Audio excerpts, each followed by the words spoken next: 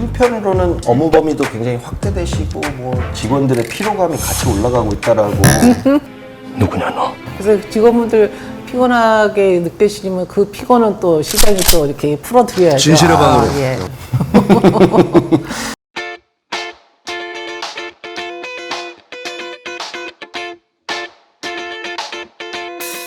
안녕하세요. 머니투데이 김시현 PD. 권현수 부장입니다. 네, 오늘은 인선 8기 재선 도전에 성공하신 신계용 과천시장님 모시고 인터뷰 나눠보겠습니다. 안녕하세요. 네, 안녕하십니까.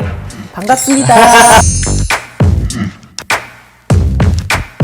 본격적인 시정 질문에 앞서서 네. 배운 개인적인 질문 드려도 괜찮을까요? 더 어려울 것 같은데요. 경기도 의원 시절부터 네, 예. 묵묵하고 조용하게 예. 일을 해오신 것으로 유명하신데요. 예. 실제적인 성격은 MBTI로 말씀해 주시죠. 정확하게는 모르겠는데 만능 재주꾼? 원래 좀 내향적이신지 외향적이신지. 원래는 좀 내향적이죠. 사실은 어떻게 보면 정치하고는 잘 맞지 않는 그런 거일 수도 있는데 꼭 뭐 정치인이라고 해서 외향적이거나 이런 것도 아니죠. 내향적이면서도 외시를 구하고 실사부시 뭐 이런 형이라고 저는 생각을 합니다. 예. 앞으로 진로 상담을 좀 드리고 싶은데요. 네. 제가 사실 이번에 예. 서울시의원에 나갔다가 정말요? 예. 오, 후보님이었고 예, 후보였고 떨어지셨네요. 떨어졌습니다. 공천이 되셨어요. 받아서 나갔는데요. 지난 7선 때 어떻게 와신 상담을 하셨는지. 대학 졸업하고 20년을 중앙당 당회 생활을 하다 보니 딸을 일을 해 보아야겠다든가 이런 생각을 해본 적이 없어요. 그냥 오로지 한 길로 이 길이 왔기 때문에 4년 만에 다시 재선을 성공한 것이고 바이올린 연주, 뭐 테니스 등 취미 생활을 다양하게 하신다고 하는데 어느 정도 실력을 갖고 계시는지. 잘하는 실력은 아니고요, 전혀. 네네. 고등학교 때 배우기 시작했고 배워놓으니까 사회에 나와서도요 문화에 대한 욕구 뭔가 배우고 싶다 이럴 때는 바이올린을 해야지 하는 생각이 자연스럽게 들고요. 또 테니스 사실 일기 시장을 할 때 예, 그때 배우기 시작했어요. 골프는 예. 안 치세요? 골프도 뭐 조금 치죠. 바로 옆에 안양시장 네. 최대호 시장님이 골프 잘 치시거든요. 주선을 해볼까요? 아니 근데 최대호 시장님은 네네. 시장배 골프대회 있잖아요. 네네네. 거기 참여를 안 하시더라고요. 저는 과천시장배 골프대회 나갑니다. 굉장히 화려한 색상의 옷을 입으시는 게 목격됩니다. 그리고 어떤 날 착용을 하실까요? 시를 대표하는 그리고 시장이고 행사에 있어서 필요하면은 뭐 드레스라도 입을 그럴 마음이 있어야죠. 정치와 결혼했다. 일과 결혼했다라는 아이, 소문이 있고. 전혀 정치를 위해서 시민을 위해서 왜 결혼을 왜 포기합니까? 잔다르크다. 과천은 잔다르크다. 전혀 아니에요. 그러니까 어르신들한테는 어필하는 성격이었지만 동료 그 남자분들한테 어필할 수 있는 성격이 아니었던 것 같아. 그러다 보니까 그 정명기를 놓친 거고요. 그럼 앞으로 하실 계획이 있으신 건가요? 좋은 사람 있으면 앞으로도 해야죠. 아직 그러면 왜 결혼을 왜 포기합니까? 공개 구원 한번 해주시죠. 뭐 좋은 분 그리고 언제나 마음은 열려 있습니다. 예, 좋은 분 빨리 나타나 주세요. 시장님께서 정치 야인 생활을 하고 온 뒤로 네. 굉장히 내공이 강해졌다는 평가가 있어요. 내공이라기보다는 더 열심히 해야 되겠다. 그리고 좀 더 강하게 보여야 되겠다. 이런 것들을 의식적으로 생각하는 건 있어요, 솔직히. 주변에서 약해 보인다는 말씀을 많이 하시다 보니까 내 모습은 이렇게 보여도 공무원이나 시민한테 보일 때는 이런 모습으로 보여야 되는 게 그게 또 마땅한 일이구나. 한편으로는 업무 범위도 굉장히 확대되시고 뭐 직원들의 피로감이 같이 올라가고 있다라고. 누구냐 너? 그래서 직원분들 피곤하게 느끼시면 그 피곤은 또 시장이 또 이렇게 풀어드려야죠. 진실의 방으로. 예. 그 최근에 과천시 지역 현안을 해결하기 위해서 네. 중앙정부와 소통을 굉장히 많이 하고 계신 걸로 알고 있는데요. 의견이 관철되지 않으면 네. 지난 2018년처럼 삭발투쟁하실 생각이 있으시죠? 일단은 먼저 열심히 해야죠. 진짜 이거 과천 발전에 진짜 안 되는 일이다. 이거 문제가 있다 하면 삭발이 문제겠습니까? 사실은. 근데 2018년도에 삭발을 해서 얻어지는 게 없어요. 그냥 선거에 떨어지면서 내가 생각하고자 했던 계획들이 아니 그냥 아무것도 안 됐어. 그래서 결론은 뭐냐면 열심히 노력하고 하는 모습이 중요한 거지 삭발이 중요한 건 아니죠. 그렇죠, 그렇죠. 예. 31개 시군에서 가깝게 지내는 단체장님이 누가 있으신가요? 제가 이제 당협위원장을 했어요. 네네. 의왕 가천 당협위원장을 하면서 이렇게 만나신 당협위원장님 몇 분이 요번에 또 시장에 당선이 되시고 그래서 그런 분들 몇 분들하고는 친하죠. 한 명만 딱 찍어주시다. 거론을 해주시면. 그래도 근데 나는 그분을 얘기했는데 그분은 나를 얘기를 안 하고 다음 이거 인터뷰 할 때 그분한테 꼭 물어보거든요. 그래요? 얘기 안 하고. 아이 그렇네. 네네. 사실은 공포. 군포. 아.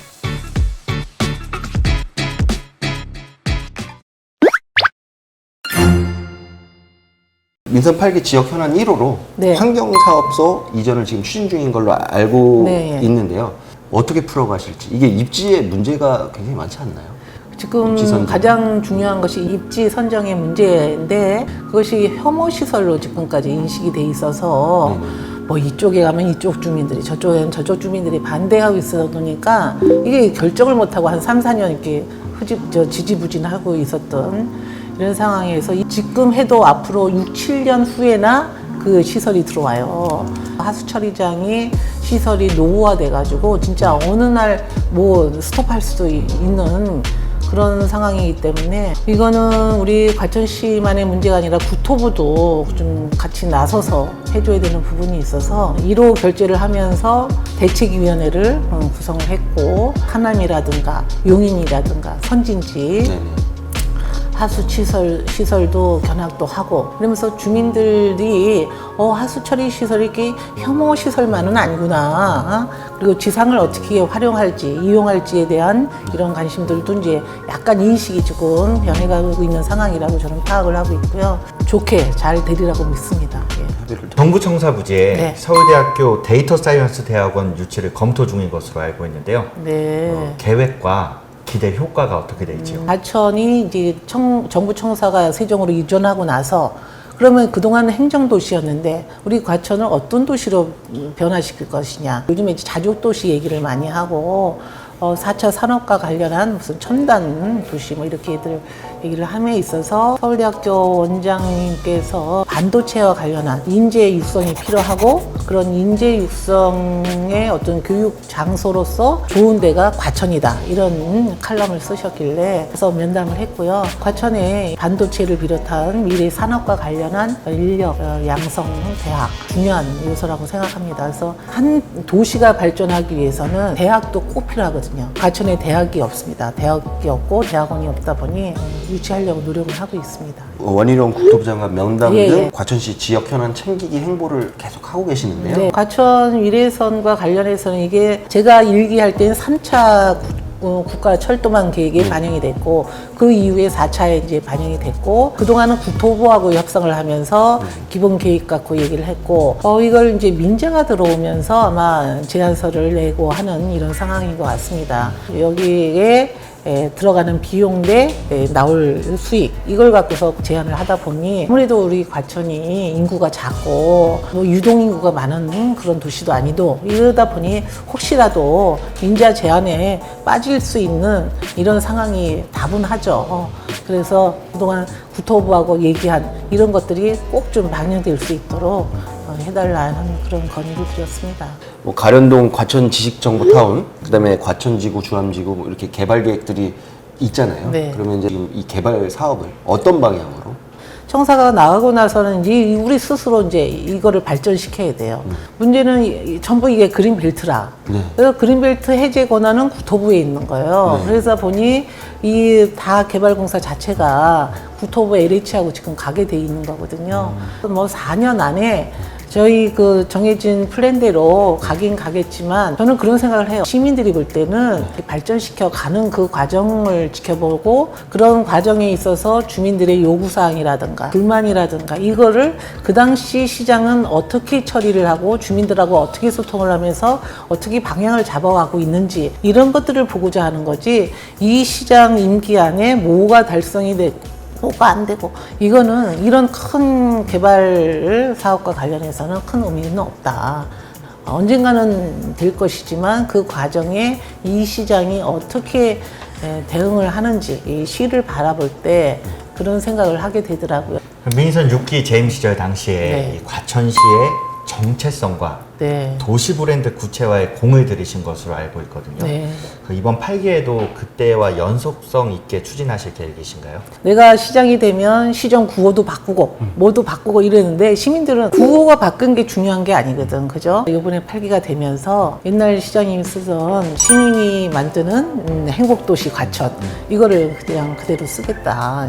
이제 제가 6기 때 DI를 했는데 그게 IM 과천이에요. 근데 그 IM 과천만큼은 다시 되살리고 싶은 거예요. 내가 과천이다 하는 그런 자긍심을 우리 시민들한테 이제 하자 해서 과천이 좀 배드타운화가 좀 돼 있잖아요. 그래서 그런지 뭐 젊은 친구들이 유입도 좀 안 되고 이런 네. 걸 좀 개선을 어떻게 하실지. 우리 과천이 그동안은 정부 청사가 있는 행정도시의 브랜드를 갖고서 지금까지 살았다면 앞으로는 미래산업의 어떤 자족도시, 경쟁력이 있는 도시로 충분히 자리매김할 수 있다는 자신감이 있고요.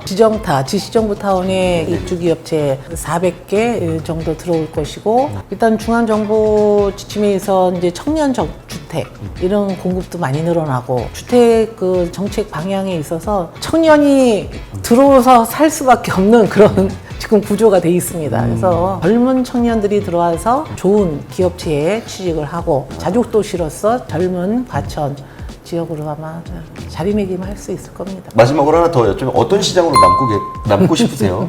어떤 시장이요? 예, 어떤 시장으로 기억되고 싶으세요?